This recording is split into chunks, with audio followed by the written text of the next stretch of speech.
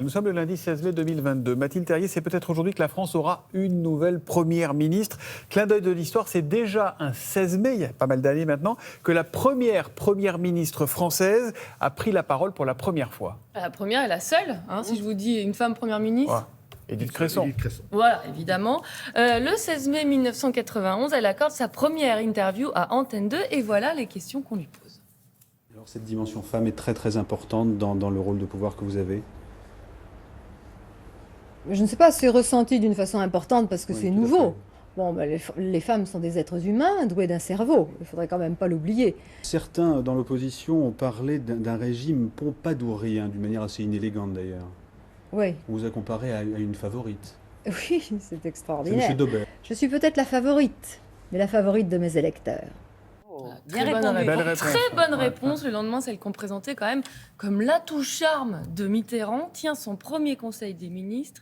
Et 10 mois seulement après sa nomination, elle sera contrainte de démissionner. 30 ans après, donc, une femme pourrait faire son entrée à Matignon. Et on le saura peut-être aujourd'hui. Alors on enchaîne avec le 16 mai 1968, Mathilde et un nouveau véhicule. Oui, en plein mai 68, la France découvre un bien bel engin, la voiture de plein air. Vous allez faire connaissance avec une nouvelle voiture tout-terrain. Diane 6 Méhari de Citroën. Sa carrosserie en plastique est thermoformée. C'est un petit véhicule économique qui s'adapte à toutes les situations et peut transporter 400 kilos. Parfaite pour aller à la plage, une Jeep légère, Bien tout sûr. en plastique. Vous avez un souvenir en Méhari ? Oui, parce que nous en avons eu dans les armées. Oui. Nous avions des Méhari qui étaient un véhicule excellent, mais pas extrêmement solide en tout terrain pour être Pas tout à voir. Un autre 16 mai, le 16 mai 1992, et un reportage sur une initiative inédite en France. Oui, ce jour-là, une entreprise parisienne permet à ses salariés de venir accompagner.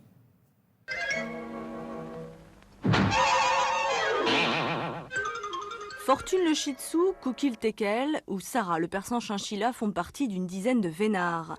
En contrepartie d'une attitude qui doit être absolument irréprochable, ils passent leur journée dans l'ambiance productive de cette société de services et d'ingénierie informatique. Expérience inédite, pour leur maître comme pour les autres, ils sont un peu de son chez-soi qu'on amène au boulot.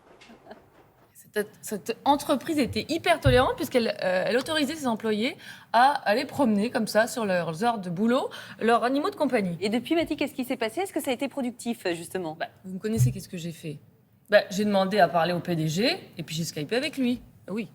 Aujourd'hui, il y en a au moins 5 à peu près en permanence. Essentiellement des chiens. Enfin, il y a 2 chats, 3 ou 4 chiens. Voilà.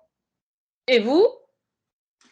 Alors, il se trouve que parmi ces animaux, moi, j'ai un caniche, une petite caniche bâtarde qui est la mascotte de la société. Ça donne le sourire aux gens qui nous visitent, parce que voir des animaux, ça surprend toujours agréablement, hein, parce qu'il n'y a pas d'animal qui peut faire peur, hein.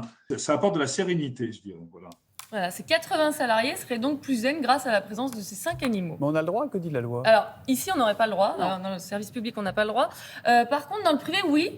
C'est le règlement intérieur qui le définit. Je ne sais pas qui a des animaux. Vous avez des animaux, général? Non, mais non, il y a beaucoup de régiments de l'armée de terre qui ont une mascotte qui est un animal qui vit dans le régiment et qui génial. est apprécié par chacun des membres de ce Et ça fait régiment. du bien aux équipes? Il y a des Écoutez, je ne bénéfices. sais pas si ça fait du bien, mais ça apporte de l'humanité Voilà. dans un monde dont on dit qu'il est de brut, ce qui est faux. Mais enfin, ça apporte un peu d'animalité au moins. Exactement.